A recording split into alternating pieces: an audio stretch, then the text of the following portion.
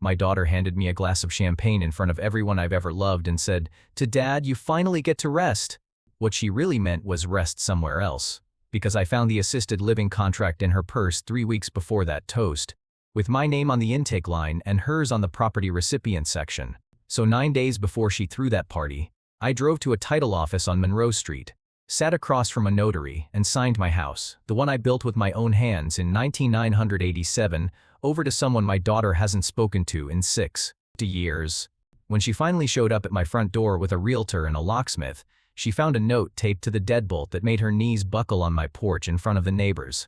Before I tell you everything, if you're watching this right now, drop a comment and tell me where you're listening from. Hit that like button, it helps more than you think. And if you're not subscribed yet, now's a good time. This one's going to stay with you. My name is Walter Deming. Most people call me Walt. I'm 67 years old, born and raised in Terre Haute, Indiana. I was a Finnish carpenter for 41 years. Local, 215. Union card in my wallet since I was 26. My wife, Joanne, passed 14 months ago, lung cancer. Never smoked a single cigarette in her life. Sometimes the world doesn't bother making sense. I need you to understand something about this house before any of the rest of this story will hit right. I didn't buy 419 Chestnut Ridge Road. I built it. Summer of 1987. I was 30 years old, with a pregnant wife, a borrowed truck, and a set of blueprints I'd drawn on a drafting table in our apartment kitchen. I poured that foundation in July 100-degree heat. Joanne brought me lemonade in a thermos, and sat in a lawn chair 8 months pregnant watching me work. Every baseboard in that house, me, every cabinet, me, the crown molding in the dining room, the built-in, bookshelves in the living room, the window seat in the master bedroom where Joanne used to read on Sunday mornings. All me. All these hands. We paid it off in 2011. I remember the exact day Joanne cried at the kitchen table when I showed her the zero balance statement. She said, "We own something, Walt. We actually own something." I framed that statement. It's still on the wall in the hallway. That house is worth $385,000 today. But that number doesn't mean anything to me. You can't put a price on the place where you raised your daughter, buried your dog, slow danced with your wife in the living room on your 30th anniversary while she laughed and told you that you still couldn't keep a beat. After Joanne died, the house got quiet. Not peaceful quiet. The kind of quiet that follows you from room to room like it's waiting for something. That's when Megan started showing up. My daughter. 39 years old. Married to Tyler Sheff, regional sales manager for some medical supply company. They have 2 kids, Chloe and Bryce, 11 and 8. They live 25 minutes away in a subdivision in West Terry. Hall Tay. Megan started coming by every Sunday. Groceries, laundry. She'd mow the yard if it needed it. I won't lie to you. It felt like a gift. I was lonely in a way I'd never been before. The kind of lonely where you talk to a photograph on the nightstand because it's better than silence. So when my daughter showed up with a casserole and a smile, I didn't question it. I welcomed it. She started handling my mail. "You shouldn't have to deal with bills right now, Dad. Let me take this off your plate." I said, "Okay, thank you, sweetheart." Tyler started coming along sometimes. Walking the property, measuring the garage with a tape measure he brought from home. "You're sitting on gold, Walt," he'd say. "This neighborhood's exploding." I'd nod and offer him a beer. Megan reorganized the kitchen one Saturday while I was at the hardware store. Joanne's cast iron pans, the ones she'd seasoned for 30 years, ended up in the garage on a shelf behind the lawnmower. "They're too heavy, Dad. You could hurt yourself." A new pill organizer appeared on my counter. I didn't ask for it, but Megan filled it every week. My blood pressure pills started making me drowsier than they ever had before. I'd be asleep in my recliner by 7 o'clock. I figured it was grief. One afternoon, she asked me where I kept the deed. Just casual, leaning against the kitchen counter with her coffee. "Just in case something happens and we need to find things fast. Dad, you know, for emergencies." I told her, "Bottom drawer of my desk, inside the fireproof folder." She smiled and said, "Perfect." I told myself she was being a good daughter. I told myself that every single night, until the night I couldn't anymore. 3 weeks before that retirement party, on a Sunday in March, Megan left her purse on my kitchen chair. She was outside with Tyler. They were on the back deck, talking about replacing the railing, which was fine. The railing I built in 1994 was fine, and I was in the kitchen, washing dishes. Her phone buzzed inside the purse, not once, 3 times in a row. I figured it was important. I reached in to grab it and bring it to her. My fingers hit paper first. A folded packet. Thick. I pulled it halfway out before I even realized what I was doing. The top page had a logo I didn't recognize. Sunrise Meadows Assisted Living. Below it, a pre-filled intake form. Patient name, Walter R. Deming. Date of birth, correct. Social security number, correct. Monthly rate, $5,200. Move-in date, left blank but circled in blue pen like someone was saving it for later. At the bottom, under primary decision maker, my daughter had written her own name. Megan Sheffer. I didn't stop there. I wish I had, but I didn't. Underneath the intake form was a single page. A gift deed agreement. That's what it said at the top in bold letters. The language was simple enough that even I could follow it. Upon the voluntary relocation of Walter R. Deming, ownership of 419 Chestnut Ridge Road transfers in full to Megan L.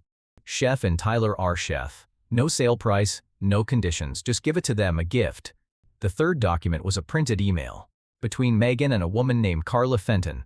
The subject line said, Comps for Chestnut Ridge listing timeline. It was dated 3 weeks earlier. 3 weeks.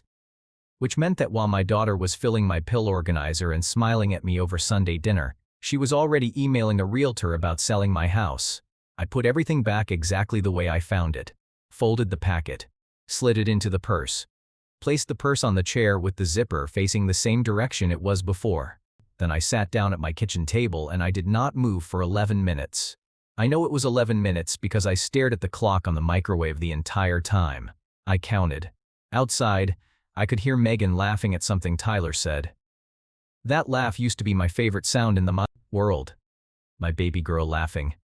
I used to swing her in the backyard on the tire swing Joanne hung from the oak tree, and that laugh would carry all the way down the block. Now it sounded like something else entirely. They came back inside. Megan kissed my cheek and said she'd see me Thursday. Tyler shook my hand and told me to think about that deck railing. I smiled. I said I would. I told my daughter I loved her. She said it back. They left at 6:15. At 8 o'clock that evening, I checked my voicemail. One new message. A robotic voice, pleasant and female. This message is to confirm your family tour at Sunrise Meadows, scheduled for Thursday at 2 p.m. If you need to reschedule, please call. I deleted it. I never agreed to a tour. I never asked about a tour. Megan booked it for me like you'd book a vet appointment for an old dog. That night, I went to my workshop. The shop behind the garage where I've built everything from bookshelves to jewelry boxes for 40 years. I turned on the overhead light. Sat on my stool at the workbench. Didn't pick up a tool. Didn't sand anything. Didn't measure anything. Just sat there with the smell of sawdust and polyurethane, and I let myself understand what was happening. My daughter wanted my house. She wanted me in a facility. She was drugging me to look confused. She had a realtor, a move-in date, and a deed ready for my signature. This wasn't love. This was a plan. I sat in that workshop until 2 in the morning, and I decided 3 things. I would not confront her. I would not cry. And by the time she asked me for this house, the house I built with these hands, the house where Joanne took her last breath in our bed while I held her, it would already belong to someone else. Monday morning I woke up at 6, made coffee in Joanne's old percolator, put on a clean shirt, drove 14 minutes to the law office of Patricia Kendrick on South 7th Street. She was 64, estate and property attorney, old friend of Joanne's from St. Benedict's Parish. I sat in her office and I told her everything. Didn't leave anything out. She listened with her hands folded on her desk and her face completely still. When I finished, she pulled a yellow legal pad from her drawer and said, "We can make this airtight in 1 week. But I need to know, who do you want holding this house, Walt?" I gave her a name that surprised even me. My sister, Donna Deming Cahill, 59 years old, lives in Bloomington. We hadn't spoken in 6 years. A stupid fight after our mother's funeral, words said in grief that neither of us took back. But Donna is the only person in my life who never once asked me for a single thing. Patricia asked if I was sure. I said I'd never been more sure of anything since I asked Joanne to marry me in 1981. Patricia worked fast. I worked faster. Tuesday morning. I drove to the Vigo County Title Office on Monroe Street, sat in a plastic chair in a fluorescent-lit waiting room for 40 minutes. When they called my name, I walked to the counter and signed a quitclaim deed, transferring 419 Chestnut Ridge Road into the Joanne M. Deming Family Trust. Donna listed as sole trustee and beneficiary. The notary stamped it. The clerk recorded it. It was done in less than 20 minutes. 41 years of my life in that house, 20 minutes to protect it. I paid $3,800 in legal fees, cash from the coffee can in my workshop that Joanne always called our earthquake money. I didn't flinch writing that check. It was the cheapest insurance I ever bought. Wednesday, I drove to First Federal Credit Union in Brazil, Indiana. 20 minutes outside Terre Haute, far enough that Megan would never see my truck in the parking lot, opened a new checking account in my name only. Moved my pension direct deposit. Moved my Social Security. Then I went back to Terre Haute and walked into the bank where Megan had set up our joint savings account, the one she opened for emergencies, and I closed it. Withdrew the remaining $11,600 in a cashier's check, made out to myself. The teller asked if everything was okay. I told her everything was just fine. Thursday. I took one of the pills from Megan's organizer, the one she'd set out for Thursday morning, and drove it to Dale Westerfield's pharmacy on Poplar Street. Dale's known me since 1996. I set the pill on his counter and said, "Tell me what this is." He looked at it under his magnifier, turned it over, checked it against his reference book. "Walt, this isn't your Atonal. This is melatonin. 10 milligrams. 10 milligrams. Enough to put a man my age into a fog by dinner time every single night. Enough to make me look confused at doctor's appointments. Enough to make a conservatorship petition sound reasonable to a judge who'd never met me." I photographed the pill on Dale's counter. He printed a written statement identifying it. I added it to the folder Patricia was building. Friday and Saturday I did nothing. Went to the hardware store, ate at the diner on Larkin Avenue, watched a ball game. Acted like a man with nothing on his mind because Megan called both days to check in and I needed her. To hear nothing in my voice but an old man grateful for his daughter's attention. "You excited about the party, Dad?" "Can't wait, sweetheart." Sunday morning, 8 a.m. I called Donna. She picked up on the second ring. Didn't say hello, said my name. Walt. Like she'd been waiting 6 years for that call. I told her everything. All of it. The pills, the brochure, the gift deed, the trust I'd already signed. There was a long silence on the line, not an uncomfortable one. The kind of silence between two people who know big enough for the moment. Then Donna said, "Tell me what you need me to do." I said, "Just hold it. That's all. Hold it for me and for Joanne." She said, "I will. Until the day I die, Walt, I will." I hung up, sat on the porch for a while. Faked the sun on my face. For the first time in weeks, my chest didn't feel tight. That afternoon, Megan threw me a retirement party in her backyard. 43 people catered barbecue. A banner, "Happy Retirement Walt," strung between two trees. My grandbabies ran around the yard with sparklers even though it wasn't the 4th of July. Megan made a toast. Called me the best father a girl could ask for. People clapped. I smiled and raised my glass. After the guests left, Megan and Tyler sat me down at the patio table. She slid a folder across to me. The brochure, the gift deed. "Dad, this is the smartest thing for everyone. The house is too much for you alone." I picked up the pen, held it for a moment, set it back down. "Let me sleep on it, Meggie. It's been a big day." Tyler's jaw went tight. Megan forced a smile. "Of course, Daddy. Take your time." She gave me a week. She didn't know the 9 days that mattered were already spent. Megan didn't wait a week. She waited 5 days. On Friday morning, she filed an emergency petition for conservatorship with the Vigo County Probate Court. I know this because Patricia's paralegal was watching for it. The petition claimed I was showing signs of progressive cognitive decline and an inability to manage daily affairs without supervision. Attached to it was a letter from a Dr. Nathan Greer, an internist in Plainfield, stating he'd observed significant memory deficits and confusion consistent with early-stage dementia during a recent evaluation. I have never met Nathan Greer. I have never been to his office. I have never been evaluated by anyone for anything resembling dementia. My own physician, Dr. Rhonda Caswell, gave me a full cognitive screening 4 days earlier at Patricia's request. Perfect score, 30 out of 30. She signed an affidavit that same afternoon. Megan didn't know any of that. What she did next was call Carla Fenton, the realtor from the emails. She scheduled a walkthrough of my house for Tuesday afternoon, told Carla the deed situation would be handled by Friday. Tyler drove to Home Depot and bought a lockbox. The kind realtors hang on front doors. Tuesday came. Carla Fenton pulled into my driveway at 2 p.m. in a silver Lexus, professional, blazer and clipboard. She knocked on my door and I opened it in my work boots, cup of coffee in my hand, standing 6'1" and looking her dead in the eye. "You must be Carla." She blinked. Whatever Megan told her about me didn't match what she was seeing. I handed her Patricia Kendrick's business card.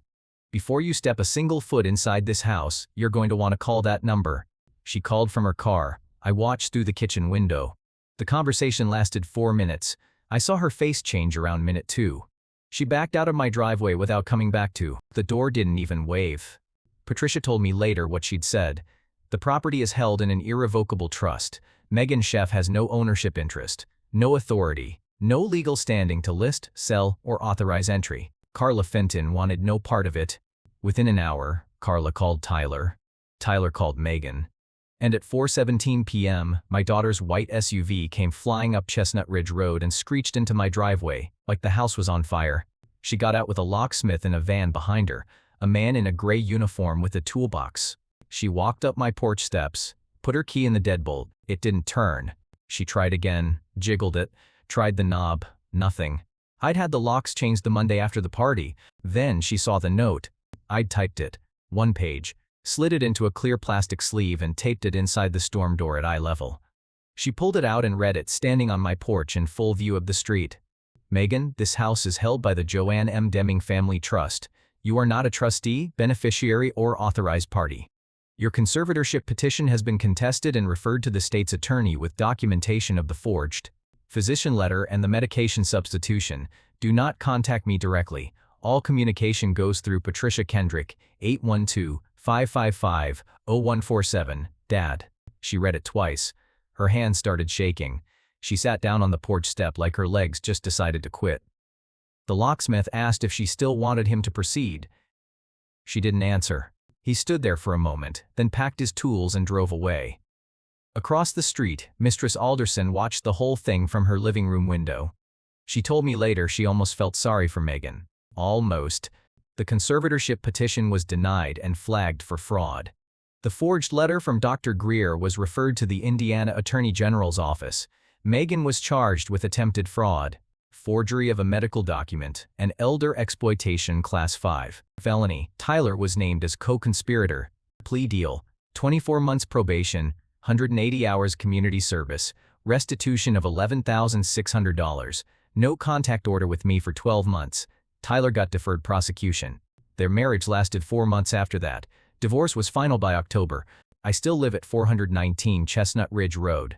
Last month I built a new bookshelf for the living room. Red oak, dovetail joints. Joanne's cookbooks sit on the top shelf where the light hits them in the afternoon.